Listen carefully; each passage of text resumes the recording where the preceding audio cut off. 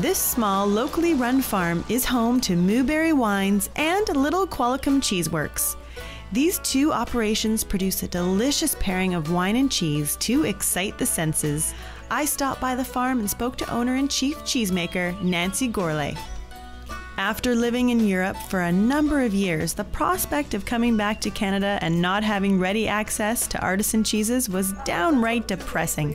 So Nancy decided she would make her own selection of delectable cheeses. And with the help of her husband, Nancy started Little Qualicum Cheeseworks.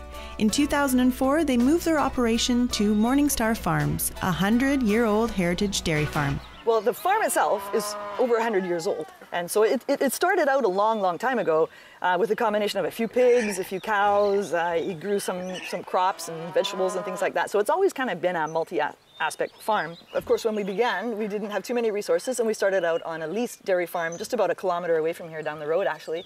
And that provided us the foot in the door to be able to begin the cheese-making part. So it was a couple of years after we'd started getting established that we were able to, with my parents, to purchase this farm. So it grew from finding a farm, a place to have our animals, and a place to grow our own feed, to making our cheese.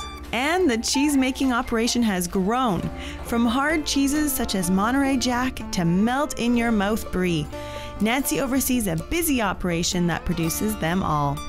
And one of the best parts is that you can come visit and see them in action. In fact, making cheeses looked like so much fun, I asked Nancy to put me to work. What we're making is fresh cheddar cheese curds, one of the most popular products to be bought straight from the farm. As I cut the cheese into smaller strips, salt is added, and everything is then mixed with a shovel. The salt helps to dry out the cheese and give the curds that trademark squeaky texture. Oh, Nancy, that is so good!